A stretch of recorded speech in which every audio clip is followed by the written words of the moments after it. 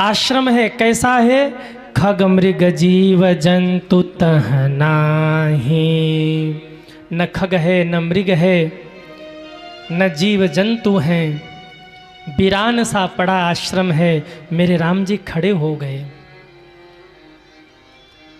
विश्वामित्र जी ने कहा, राम आगे नहीं चलना है क्या? गुरुदेव, ऐसा लग रहा है कि मुझ राम को कोई पुकार रहा है यहाँ पर। ये किसकी कुटिया है? और ये जो बगल में शिला पड़ी है गुरुदेव, ये शिला कैसी है? ऐसा लग रहा है कोई मुझे कह रहा है, रघुनंदन राम अब तार दो मुझे। दुनिया वालों ने बहुत ठोकर मारा है, पर आप गले से लगाओगे, आप मुझे तारोगे। हे रघुनंदन राम, आप मेरा उद्धार करिए। गुरुदेव, ये शिला जैसे लग रहा है मुझे कुछ बोल रही, कुछ पुकार रही है। विश्वामित्र जी कहते, राम आज के पहले बहुत लोग यहाँ आए और चले गए, किसी ने इस शिला की ओर नहीं देखा और तुम इस शिला की ओर देख रहे हो। मेरे राम जी कहते, गुरुदेव यही तो मेरी मजबूरी है। गुरुदेव कहते, शिला की ओर देखनी आपकी मजबूरी? कहा हाँ गुरुदेव, क्यों? मेरे राम जी कहते, आपने अभी तो कहा इस शिला की ओर किसी ने नहीं देखा। गुरुदेव, जिसकी ओर कोई नहीं देखता उसी ओर तो दीनानाथ रघुनाथ देखा करते हैं। जिसकी ओर कोई नहीं देखता उसी की ओर तो मैं देखता हूं। पर गुरुदेव, ये कुटिया कैसी है और ये शिला कैसी है? गुरुदेव कहते हैं राम, और कहते विश्वामित्र जी भी यहाँ भावुक हो गए और भावुक होके कहते, राम जिसको तुम शिला समझ रहे वो कोई शिला नहीं है। एक ऐसी नारी है जो इंद्र के द्वारा छली गई और पति के द्वारा श्रापित हुई। एक स्त्री के लिए सबसे बड़ा दुख क्या होता है?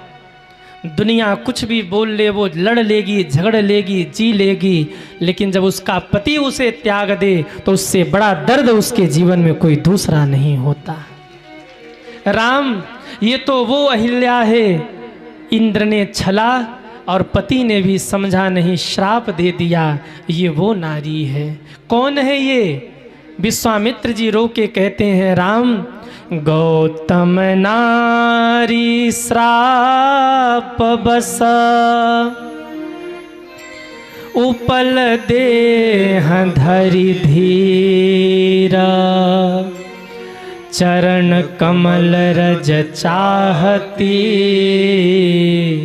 कृपा करहूँ रघुबीर। राम कथा सुनो, मैं वो कथा तुम्हें सुना रहा। ये गौतम की पत्नी अहिल्या है। गुरुदेव क्यों श्राप लगा? गुरुदेव कहते हैं, एक बार ब्रह्मा जी ने मन में विचार किया, मैं ऐसे पुत्री का निर्माण करूं जिससे सुंदर इस संसार में कोई और न हो। ब्रह्मा जी ने एक पुत्री का निर्माण किया, प्रकट किया एक पुत्री को, जिसका नाम रखा अहिल्या। अहिल्या मैया इतनी सुंदर थी कि उनके सुंदरता के सामने दुनिया में उस समय कोई नहीं था। मन में विचार किया, ये मेरी बेटी है, मैं इसे किसे समर्पित करूं? कौन ऐसा व्यक्ति है जो इसके योग्य है? बड़े बड़े देवता आए ये कहने के लिए कि अहिल्या का विवाह मेरे से करवा दीजिए। ब्रह्मा जी ने कहा नहीं। यहाँ तक कि स्वर्ग के राजा इंद्र भी आए और इंद्र भी ने भी कहा कि विवाह हमसे करवा दीजिए, ये स्वर्ग की महारानी बनेंगी। ब्रह्मा जी ने डांट के कहा, तू एक भोगी है और अहिल्या एक योगी है और इस परम योगिनी के साथ तेरा रिश्ता नहीं हो सकता। इंद्र चला जा यहाँ से। तो ये परम योगिनी है, ये परम तपस्विनी है, इसे तो मैं ऐसे तपस्वी को समर्पित करूं जो हवन करे, यज्ञ करे, साधना करे। ऐसी तपस्विनी है ये। नजर घुमा के देखा तो इस दुनिया में कोई नहीं जिसका विवाह अहिल्या से हो सके। इतनी तपस्विनी थी मैया अहिल्या। याद आया गौतम ऋषि हैं, बड़े तप करते हैं आजकल, पर परीक्षा तो लूं। अहिल्या को लेकर गौतम ऋषि के आश्रम में गए। बोले गौतम, मुझे तप करने जाना है, मेरी ये बेटी है, अमानत के रूप में तुम्हारे पास छोड़े जा रहा हूँ, मेरी बिटिया की रक्षा करना। गौतम ऋषि कहते हैं पितामह, इस कुटिया में आपकी पुत्री सुरक्षित है, मैं हवन कर रहा हूँ, जहाँ मन हो वहीं अपनी बेटी को छोड़कर चले जाइए, यहाँ कोई बाहरी नहीं आ सकता। ब्रह्मा जी चले गए। कुछ दिन बाद लौट के आए तो पूछा, महात्मन हमारी बेटी कहाँ है? गौतम ऋषि के एक वाक्य ने ब्रह्मा जी को गदगद कर दिया। गौतम ऋषि कहते हैं महाराज, जाके देखिए, आपने अपनी पुत्री को जहां छोड़ा है आपकी पुत्री वहीं होगी और सही सलामत होगी।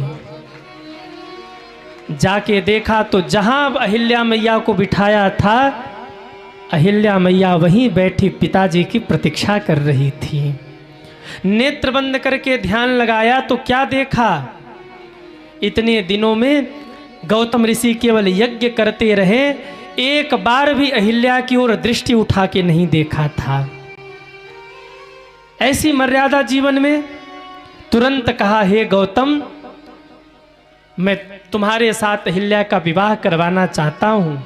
विवाह करवा के ब्रह्मा जी तो चले गए, पर इंद्र के आत्मसम्मान को ठेस लगा। इंद्र ने आत्मसम्मान के ठेस के बदले बदला लेने के लिए एक दिन चंद्रमा को कहा, तुम मुर्गा बन जाओ और जाके आधी रात्रि को बाग दो, आवाज लगाओ। गौतम ऋषि की आदत थी। पूज्य दादाजी की एक बड़ी प्यारी पंक्ति पूज्य दादाजी गाया करते थे, गंगा के तट पर अरे नहाने को प्रातः, नहाने को प्रातः जाते थे मुनिवर सवेरे सवेरे, गंगा के तट पर नहाने को प्रातः, नहाने को प्रातः जाते थे मुनिवर सवेरे सवेरे। सब गाइए, जाते थे मुनिवर सवेरे सवेरे,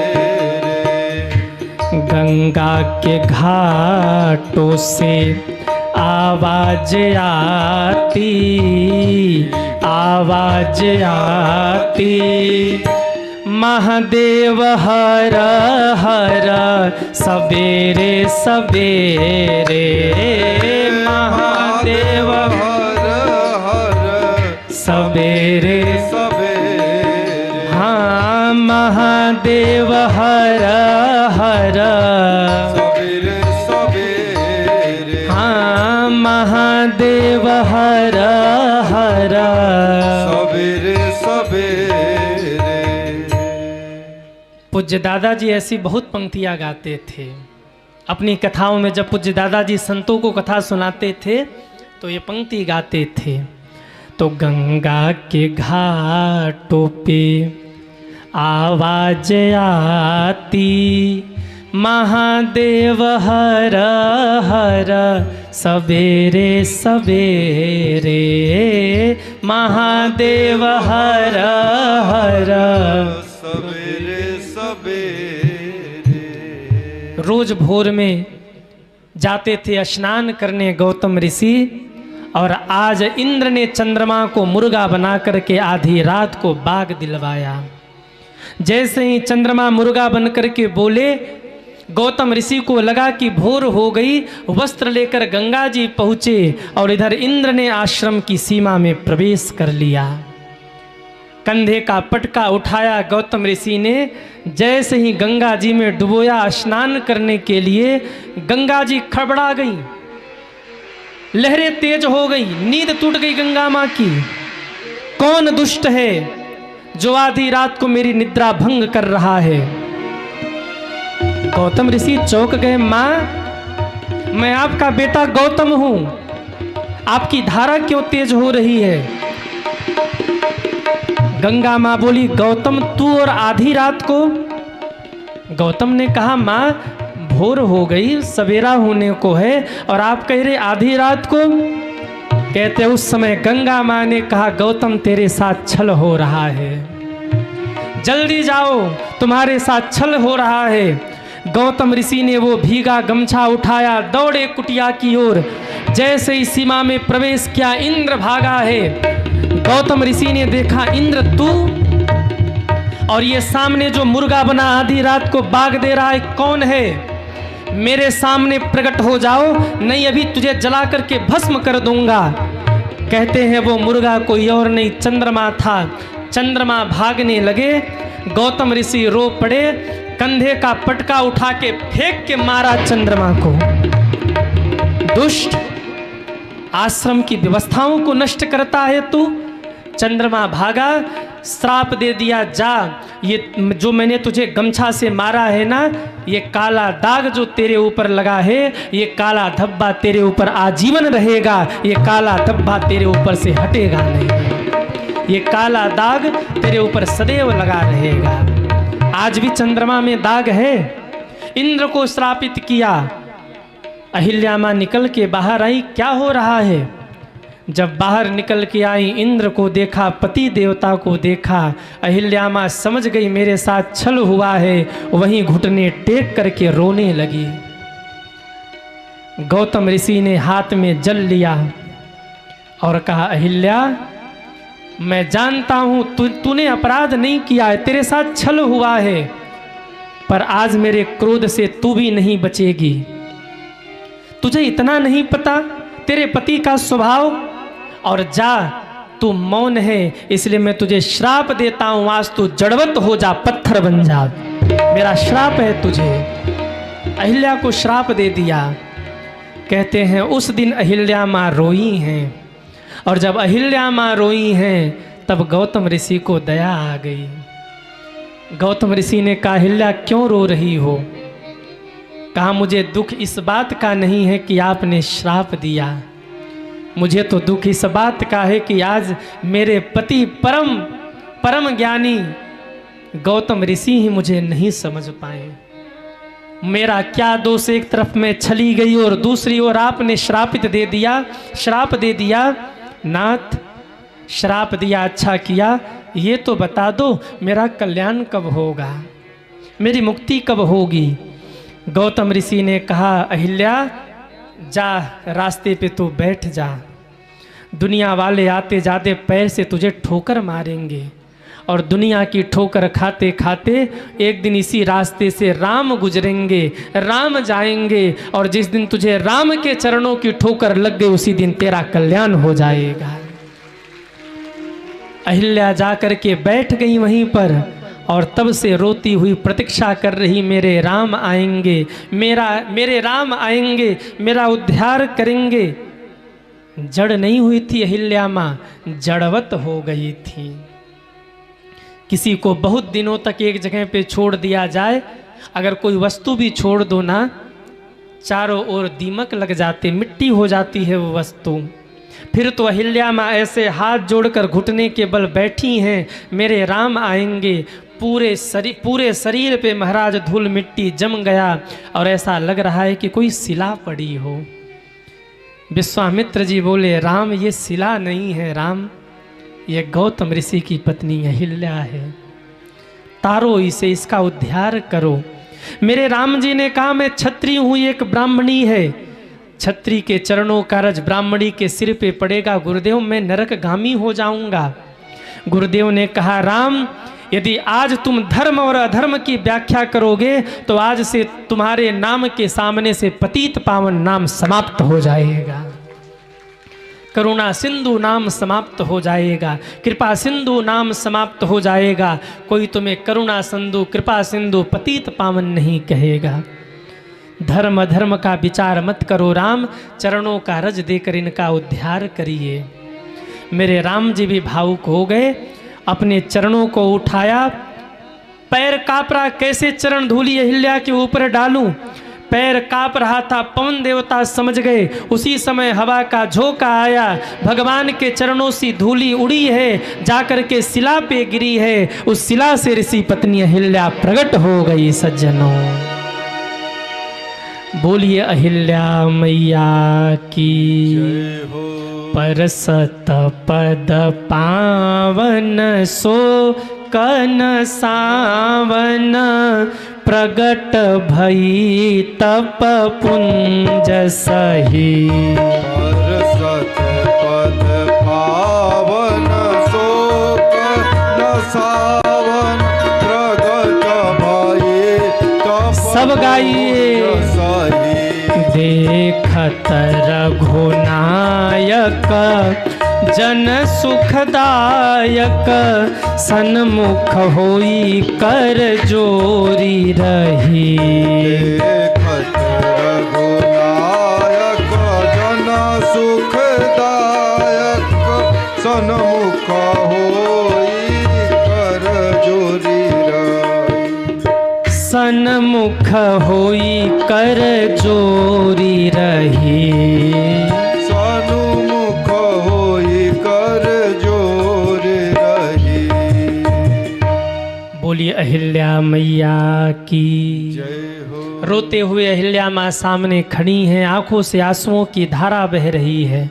भगवान ने कहा, माँ अब तो मैंने आपका उद्धार कर दिया, बताइए मेरे धाम जाना है, अपने धाम आपको भेज दूं?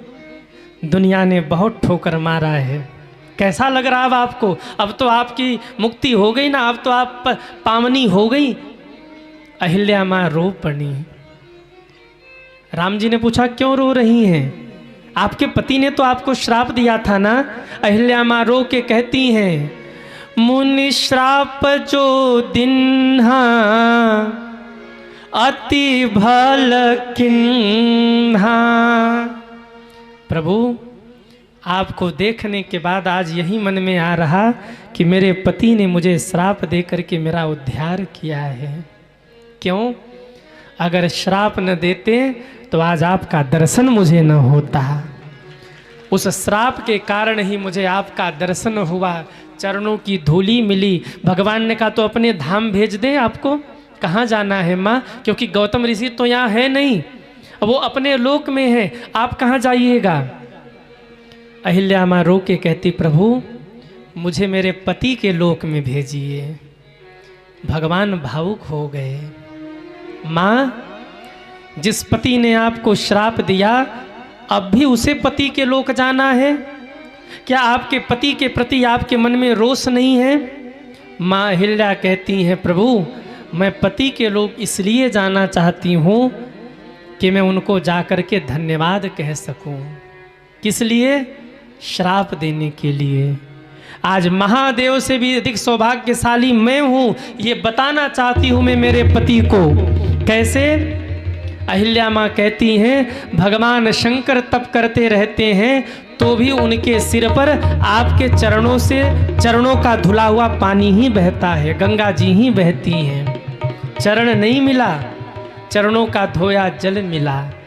पर मैं कितनी सौभाग्यशाली हूँ, आज मुझे आपके चरण भी मिल गए, चरणों का रज भी मिल गया और आप स्वयं ही मुझे मिल गए। अब मुझे और क्या चाहिए? गई पति लोक आनंद भरी। और जब कहते अहिल्या माँ अपने पति के लोक गई, भगवान प्रसन्न हो गए और कहा, माँ आज से आप परम पावनी हैं और आज से 5 कन्याओं में आपकी पूजा होगी, ये मेरा आशीर्वाद है आपको। 5 कन्याएं कौन हैं? 5 महासतियां हैं जिनका नाम ले लो तो दिन शुभ शुभ हो जाता है। 5 कन्याओं में कौन कौन आता है? तारा, मंदोदरी, कुंती, द्रौपदी और 5वीं है अहिल्या माँ। ये 5 कन्याएं हैं। तारा, कुंती, मंदोदरी, द्रौपदी और 5वीं है अहिल्या माँ। भगवान ने कहा आज से आपका नाम 5 कन्याओं में है, परम पतिव्रता में आपकी गिनती होगी, ये मेरा आशीर्वाद है। भगवान का आशीर्वाद प्राप्त करके गई पति लोक आनंद भरी, गई पति लोक आनंद।